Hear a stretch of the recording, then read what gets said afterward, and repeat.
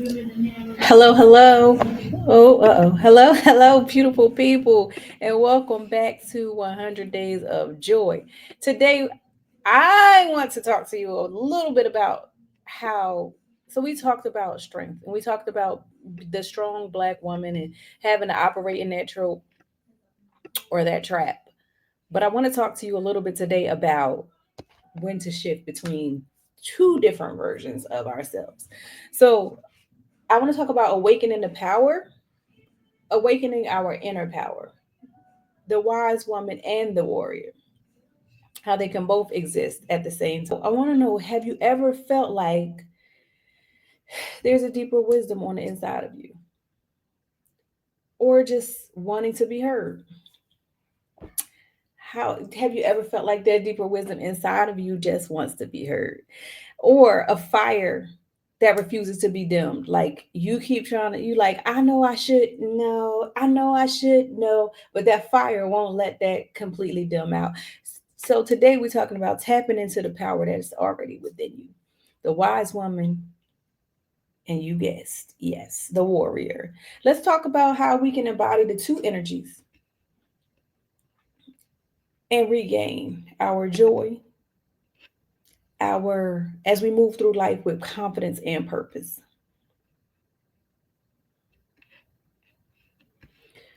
So, for this 100 days of joy, and as we move along, this is where we are choosing joy on purpose. We are choosing joy on purpose no matter what the world throws our way. We are choosing joy on purpose. So, if you're new here, I'm Lisa Blunt. I want you to please make sure you click like, listen to a little bit of the video first because we need that. Click like, subscribe, and please share this video with some of your friends. Somebody, if this resonates with you in any way, share it with somebody who you know needs a little pep talk today. But I'm all about helping Black women break free of survival mode and step into ease, joy, and wholeness. And this video is really dedicated to my friend Jasmine because we've had numerous conversations about just feeling like I'm always surviving, never in a place of thriving. So I thank God we've moved into a place where we are thriving and we want other women to come with us. So today we're exploring those two powerful energies that live within you, the wise woman and the warrior, and channeling them to transform your joy, your peace, and your power. When it comes to the wise woman, trusting your inner knowing, trusting, I mean, I can't leave this out so without trusting the Holy Spirit and what has been placed in us. The wise woman represents intuition, deeper knowing, and spiritual grounding. She reminds she is in you, reminds you that you already have the answers inside of you. You already have the answers. Your joy doesn't come from external validation, it comes from right inside. Yeah. And the ways that we embody her, the ways that we speak to her. Sometimes it's like talking to that little girl that was inside of you. Sometimes it's like talking to the woman who was inside of you, who you were like, how did you end up here? In a bad way. But then there's talking to that woman on the inside of you, and you're like, how did you end up here? I can't believe it. We are thriving, we are moving. So tapping into that, embodying her, bringing her to the forefront. Start your day. Well, I would say with this, tapping into that requires a few things. So I'm gonna say start your day with stillness is what I was gonna say initially. But tapping into that, meditation, journaling, prayer, breathing, deep breathing. Those are ways that you begin to embody your full authentic self, right? God has placed a full whole human in you. And we need to tap into every portion of that. Listen to your gut feelings. Trust your gut. Trust your gut. I got other videos on TikTok about trusting your gut. Go back and look at some of those videos under Lisa and Blunt underscore LPC. But trust your gut. If something doesn't sit right with you, if it doesn't feel right, honor that. Honor that. That's how you bring her up. That's how you embody her, by honoring her. Don't feel like you need to what do you call it? You need to I can't think of the word for it, but don't feel like you need to abandon her. Honor that feeling on the inside of you. Protect your peace. You know, it's so easy. I used to always say my son Messiah, he was very perceptive of people that he didn't care for as a baby. And I somehow somehow God put on the inside of me to honor that. And I learned so much from that. Because if there are people who are disingenuous, he can spot them. If there are people who are they don't have a good heart or they don't mean you good, he can spot that. And I learned to honor that in him. So we still have that, but we've so often, so long overrode that. And you give your auntie a kiss, give so and so, go do. We've been reprogrammed to kind of let that voice fade and not honor that. But today I'm challenging you, I'm encouraging you to listen to your gut. And if something doesn't feel right, honor that. Protect your peace. Say no to the things that drain your energy. If you know you're gonna go somewhere and somebody's gonna be talking all the talk the whole time about and find everything negative in a book, protect your peace. They might be the nicest person in the world, but sometimes you can't deal with it. And you can honor yourself by honor that part of you that says, no, I can't do that today. I don't want to do that today. Say no to the things that drain your energy. That is one way to tap into the wise woman that is inside of us. What's one area of your life I want to ask? I want you to write this question down or put it in a note in your phone. What is one area of your life where you feel that you need to trust yourself more? Ooh, I know it's a good question. I know it's a good question. Keep coming back because I'm full of them. I'm full of them. I tell you, I got a bunch of good questions for you. What is one area of your life where you feel like you need to trust yourself more? Put that in your notes. I'm giving you time to put that in your notes. What is one area of your life where you know you need to trust yourself more? I got another question for you. I want to talk about the warrior and I want to talk about standing in our power. So often we feel like we got to be so strong all the time, pushing. But no, the wisdom tells us don't do that. Don't go there. You don't need that. I got a challenge for you after this. I'm going to ask you this question and then I got a challenge for you at the end. The warrior is our protector, is your protector, is bold, is resilient. You are bold, you are resilient, and ready to fight for your joy.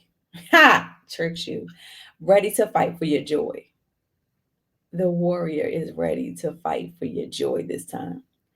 It's been fighting for everything else, fighting to be heard, fighting to be seen, fighting for the position, fighting for the proper pay. Because you got me doing all this work, you need to pay me. But I digress. Fighting for all these things. But right now, the warrior and the protector inside of you is fighting for your joy. That's why you found this video today. That's why God allows you to see this video today because the warrior in you is fighting to protect your joy. She doesn't just survive, she thrives. She thrives. You thrive. You thrive. That warrior inside of you reminds you that you are stronger than your struggles. Sometimes we forget, but you need that voice. You need that warrior inside of you that reminds you that you are stronger than your struggles. Sometimes we allow that to fall back. But I'm going to tell you some ways to engage and to embody that part of you. Embody the warrior in you. Because I know somebody said you was aggressive. They said you was too much. So let's balance it. Let's figure out how to make that work for us so that we can be the full, complete, total embodiment of who God created us to be. Speak up for yourself, even when your voice shakes. That's one of my favorite quotes. I don't know who said it for sure, but I know I got it from Ruth Bader Ginsburg. And I just honor and I appreciate Ruth Bader Ginsburg so much for the work that she has done in civil rights or women's rights and just in general starting those things that she started back in the 1900s, but yet in the 1960s, like not too long before I was born. So it wasn't too long ago that we were fighting for the very same privileges and rights that we're fighting for now. That wasn't that long ago. It was not a whole lifetime before I was here. It was like literally some years before I was here, and probably many of you if you're seeing this video. So I want to say, encourage you in the words of Ruth Bader Ginsburg to speak up for yourself, even when your voice shakes. Speak up, even when your voice shakes. Set boundaries without apologizing. No, I don't want to do that. Sometimes you'll set a boundary and you'll say, well, I don't like that you did X, Y, and Z. And somebody else will come back, well, you didn't say the way you did, and you didn't do, and you didn't. Do not apologize for setting the boundary to say, please don't do that to me. I shared personal information with you and you shared it with somebody else. Don't do that. I don't like that. I used to teach pre-K and I used to teach that to 3 and 4 year olds and they got it. And they would come and, oh, so and so took my stuff or so and so was in my area. Talk to them and teaching them how to navigate that space because quite honestly, if you're about my age, I want to tell y'all, but I can't yet. If you ask me, I will tell you how old I am. But if you're about my age, that wasn't a thing. Nobody was thinking about how you were feeling. I thank God that I did have a mom who kind of cared a little bit, but my mom was a nurse and in a psychiatric hospital for a long time before that operating room. So as much as she cared was as much as she was like, listen, okay? But I was one who grew up in a space where I was able to share my thoughts and it wasn't frowned upon. But for the most part, people in my generation, that's not the case. And it wasn't always the case outside of my house either. So if you are that you have not learned to really say, just simply say without conflict, without having to cut somebody off, without having to, they might cut themselves off, right? If you tell somebody, hey, that was uncalled for, it was unnecessary. Sometimes people will have such a reaction to you saying that they will cut themselves out of your life. I'm not saying you need to leave me. I'm just letting you know that that's not something that's going to fly with me. I don't like when you do that. I don't wish that you would do that to me. I don't want to keep company with somebody who might do me that way. And I would hope that the person that you're sharing that information with, because I'm sharing that, it's because, or most times if we're sharing it, it's because we care enough about that person. Because you could easily, if it's somebody you don't know or you don't care about, you like whatever. But if it's somebody you care about, and you care about the relationship, you want them to know, like, hey, don't do me like that. But however, sometimes some of those people, because we are not taught or we don't learn how to communicate our needs and wants and our emotions, they will cut themselves out of your life, and that could be hard. However, set the boundary without apologizing because you owe it to yourself to stand in your authenticity, to stand in your power. And the last thing I'm gonna say is move your body, dance, work out, find a song that you like, and just go to town to release any kind of stagnant energy that is just sitting there. This is the question that I said before I get to the challenge for today. This is the question that I have for you. Where in your life do you need to show up with more courage? Where in your life do you need to show up with more courage? I talked to somebody today who was looking for a job. She got the job, but it was like the pay was not, it wasn't paying where she wanted. And versus the she could have said, well, this is the pay that I'm really looking for, and allow them to respond or rebut that. But she went in and she asked, and she realized it as she was telling me that she operated out of fear, for fear of the economy, fear of the job market, fear of what they might say, fear of whatever the fear is. She operated out of fear and did not go with her first thought, which was to say, this is what I'm looking for. So,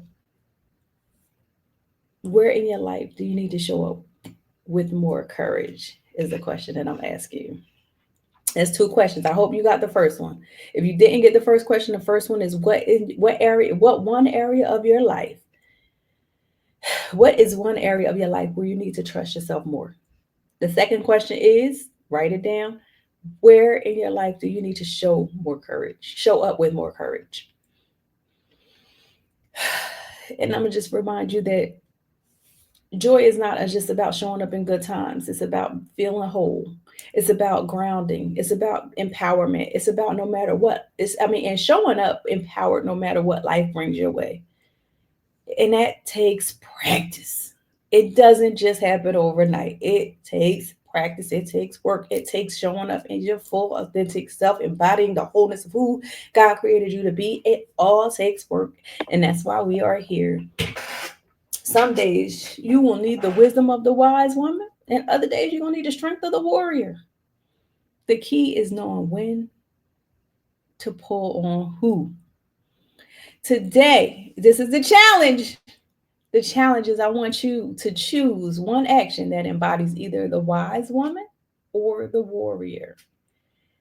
Tell me which one you're tapping into and why.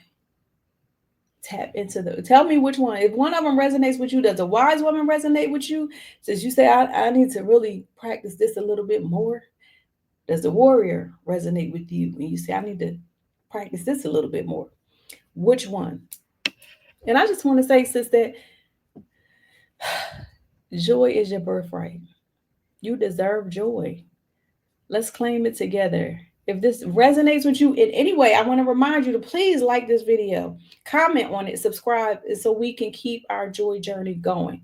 And remember that you are both the wise woman and the warrior. Trust her, be her, live in your joy. All right. And I shall see you tomorrow with another tidbit for 100 Days of Joy.